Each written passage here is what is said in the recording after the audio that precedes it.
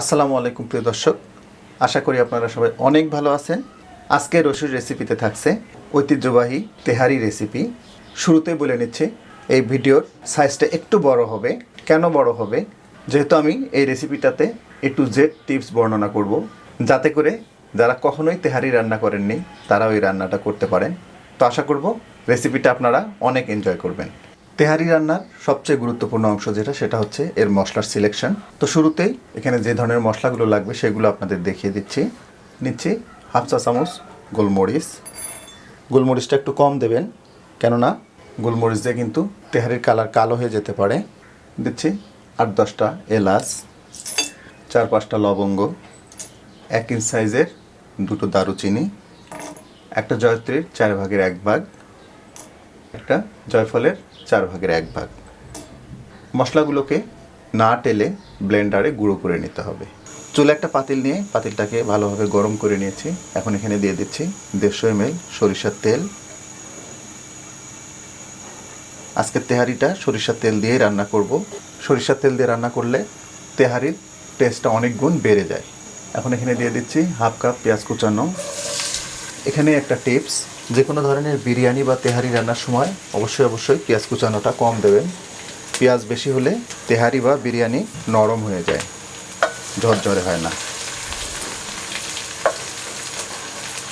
পেঁয়াজগুলোকে হালকা একটু ব্রাউন করে ভেজে নিতে হবে।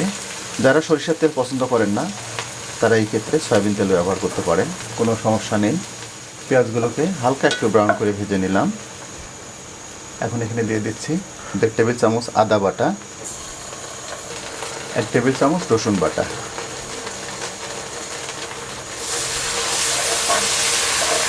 আদা এবং রসুন বাটাটাকে একটু ভেজে নিতে হবে, যাতে করে এর থেকে কাঁচা গন্ধটা চলে যায়। সেই শুরুতে গুঁড়া করা মশলাটা দিয়ে দিচ্ছি, পুরাটাই দিয়ে দিচ্ছি আমি এখানে, প্রায় 1 টেবিল চামচ মতো হবে। হালকা একটু পানি অ্যাড করব।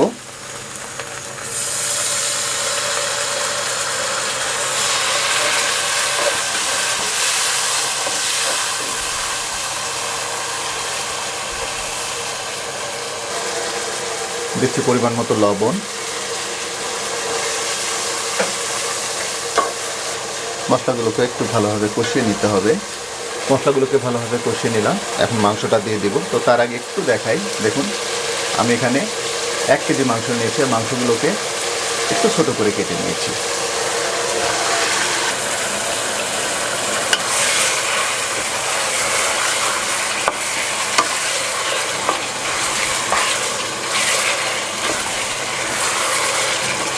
তেহারি রান্নার প্রত্যেকটা ধাপ কিন্তু গুরুত্বপূর্ণ।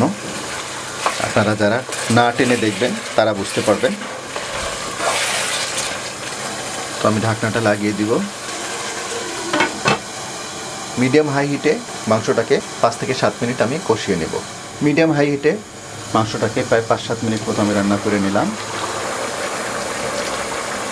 দেখুন মাংসটা থেকে অনেকটাই কিন্তু পানি ছেড়ে দিয়েছে।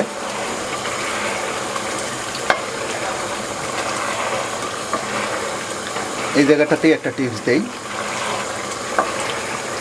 বিশেষ করে তেহারি রান্নার ক্ষেত্রে এটা প্রযোজ্য। চেষ্টা করবেন অতিরিক্ত পানি না দিয়েই মাংসটাকে কষিয়ে নিতে বা রান্না করে নিতে, তাতে করে তেহারির টেস্টটা অনেক গুণ বেড়ে যায়। হ্যাঁ, এরপরেও যদি দেখেন যে না মাংসটা কোনোভাবে সিদ্ধ হচ্ছে না, সেই ক্ষেত্রে একটু অ্যাডিশনাল গরম পানি অ্যাড করতে পারেন।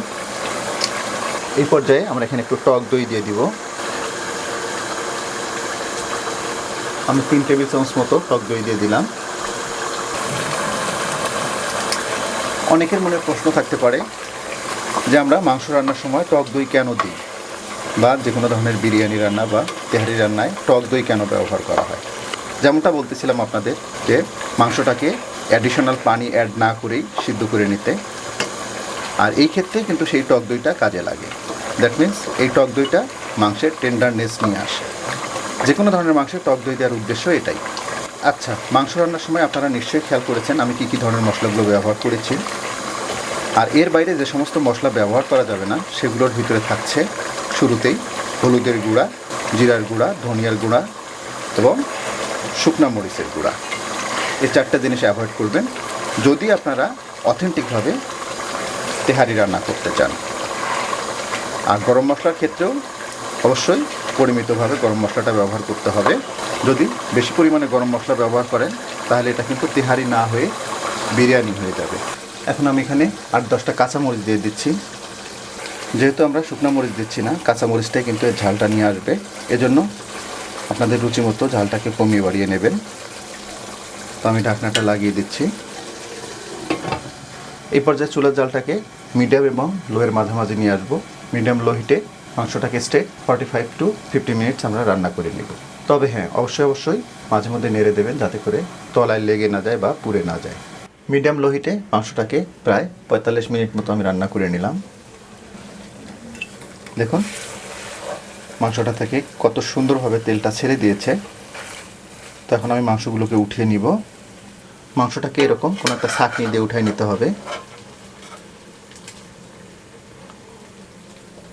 শুধু মাংসগুলোকে নিতে হবে, তেল মশলা নিচে থাকবে।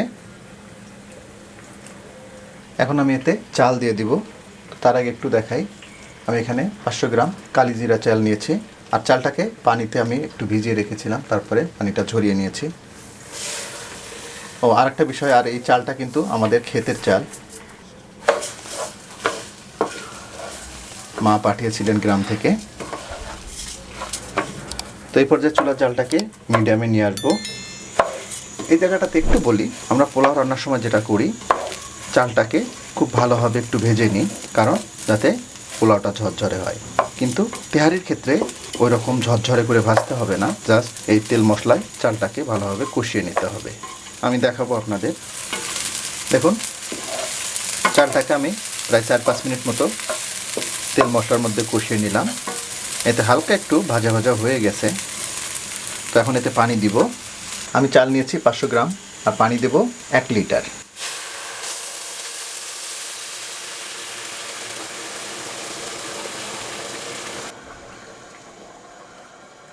লিকুইড দুধ দিয়ে দিচ্ছি হাফ কাপ মতো। এখন একটা টিপস থাকছে, এটা কিন্তু গুরুত্বপূর্ণ একটা টিপস, সেটা হচ্ছে তেহারিতে কখন মাংস দেবেন। এভাবে পানি এবং দুধ দেওয়ার পরে এরপর যখন এটা ফুটে উঠবে ঠিক তখন মাংসটা দিতে হবে। তবে তার আগে একটু লবণ দিয়ে দিচ্ছি। তবে লবণটা কিন্তু অবশ্যই বুঝে দিতে হবে, কেননা মশলাটাতে কিন্তু লবণ ছিলই। মাংসটা ঢেলে দিচ্ছি।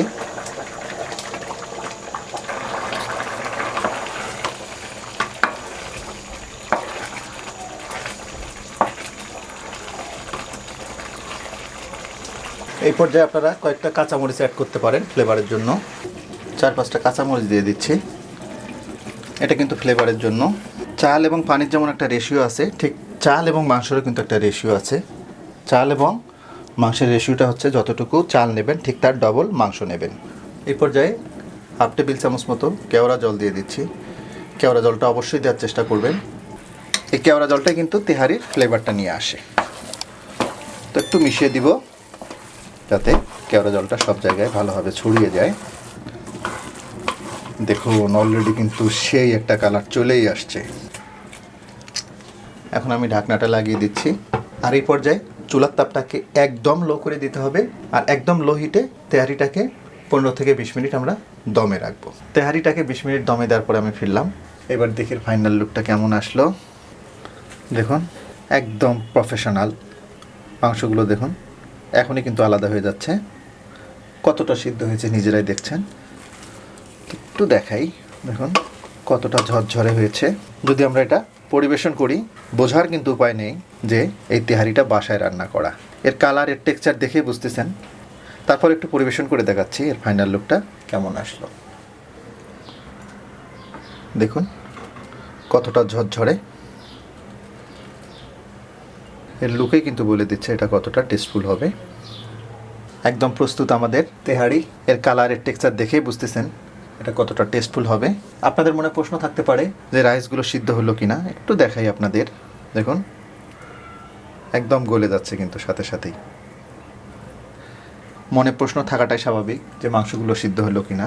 একটু দেখাই, দেখুন জাস্ট এভাবে চাপ দিচ্ছি, মাংসগুলো কিন্তু আলাদা হয়ে যাচ্ছে। যাই হোক, আশা করব তেহারি রান্নার এই রেসিপিটা আপনাদের অনেক ভালো লাগবে, আর ভালো লাগলে কিন্তু আমার সার্থকতা। যদি একটু হলেও ভালো লেগে থাকে তাহলে রিকোয়েস্ট করব লাইক, শেয়ার এবং কমেন্ট করার জন্য। আর আপনি আমার চ্যানেলে নতুন হয়ে থাকলে রিকোয়েস্ট করব আমার চ্যানেলটাকে সাবস্ক্রাইব করার জন্য। তো আজকে এই পর্যন্তই, আবার নতুন কোনো রেসিপি নিয়ে আপনাদের সামনে আসবো। সে পর্যন্ত সবাই অনেক ভালো থাকবেন, সুস্থ থাকবেন, নিরাপদ থাকবেন। আল্লাহ হাফেজ।